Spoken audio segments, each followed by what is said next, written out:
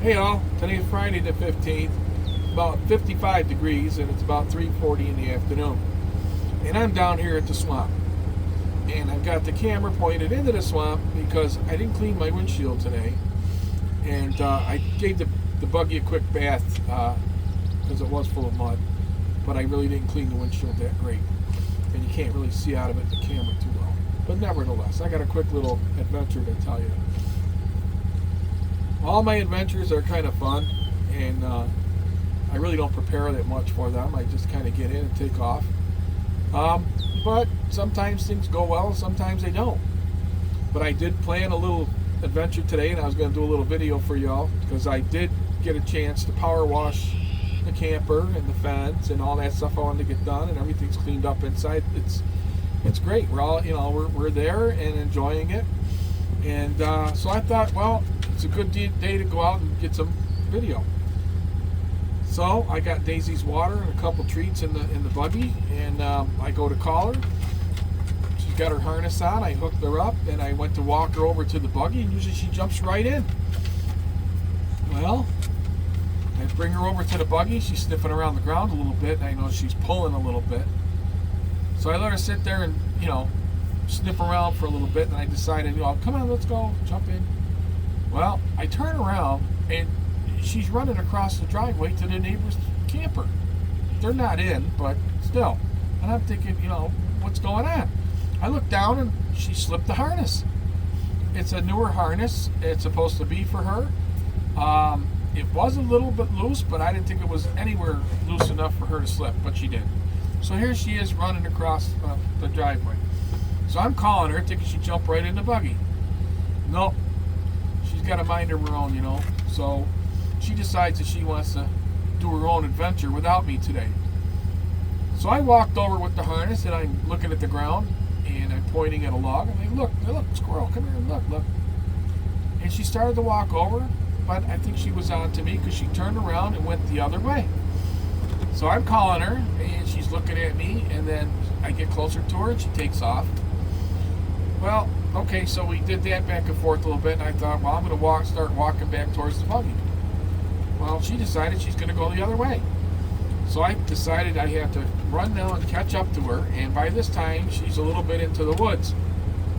And that's not like her at all. She didn't have any harness, no collar, nothing. Because where we live, we don't use the collars too much, and she's usually either fenced in or on a leash or something. And she's got her harness and leash, when we go from vehicle to the camper or vehicle house, whatever. Never expected her to slip it. But anyway, so I'm chasing after her now. I'm not really running, but I'm walking pretty fast, calling her, and now she's into the woods, and I'm in the woods following her. And she's going a little bit faster. To give you a little shit, but anyway, she got out of sight, and there's a tree line next to a freshly plowed farmer's field, and it goes quite a ways. And she's just running that tree line and sniffing around and stuff, and I'm calling her, and I tried the treat thing and all this other nonsense. And if anybody had a beagle, or anybody's got a beagle, they'll tell you. Once they get loose and they take off, they're going to keep going if they're on a scent or a trail of something, and sometimes, they don't come back. I'm aware of that, and I'm extra careful with her, and usually she does come when I call her. But like I said, she was out on her own adventure today. Well, anyway, I'm running through the woods, chasing her, and I lose her. I can't see her anymore. I've got her leash in my hand and her harness, and I'm, heartbroken. It's like, am I ever going to see you again? And because, we're tight. She's like one of the kids, and, we do a lot together. And she's been fixed. She's got a chip on her and all that stuff, but that's not a GPS chip. It's just an ID chip. And she's got all her shots and everything. So, she's well loved and well taken care of. And anyway, so all this stuff's going through my mind, and I starting to walk back to the camper with her leash leash in my hand, and I run into one of the guys on a side-by-side. He says, what's up? I says, well, I says, I'm looking for my dog. If you happen to see a beagle. And he goes, yeah, Chrissy called me and told me that the dog got away from you. So he says, I thought I'd come down here and help you look. I said, great. So he goes, where's your side-by-side? I says, well, I went back to get it, and I got a little sidetracked. I said, but when I finally did make it back to camp, I says, I went to jump in the buggy and start it, and it wouldn't start. I says, of all the times that I really need it, it wouldn't start. He goes, well, do you know what the problem is? I said, yeah. Her jumping around, she hit the LED light in front, and I didn't know it. The last time I used it, I put the cover on it during the day and didn't notice the light was on. So, of course, it sat there for a couple of days with wearing out the battery. I've got one of these little charger things, jumper boxes. It's like it's a cheap one, but I haven't used it in a couple of years, so obviously that didn't work. So he says, well, I got one back at the house. I'll go back and get it, and I'll meet you back here. He says, well, I'll probably be walking the trail. So in the meantime, I'm on the phone with Chris, and she's headed in the direction in her car at the last location that I've seen her. So I'm out walking, and there's a side-by-side out looking. And there's another guy that she contacted that's out looking as well on his side-by-side. And they're checking side roads and whatnot. And so the best I can do is start walking the trail again, calling her name. So I start, back on the trail.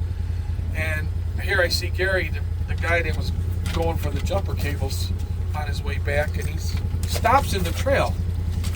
I'm walking on it, facing him, and he's coming the other way facing me, and he's just stopped there. And I thought, wow, did he see her or what? What's going on?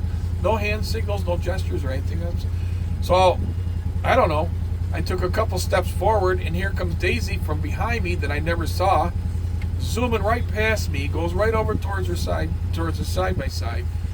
His dog's in there hanging out, barking. She come running over to me, jumping just about in my lap.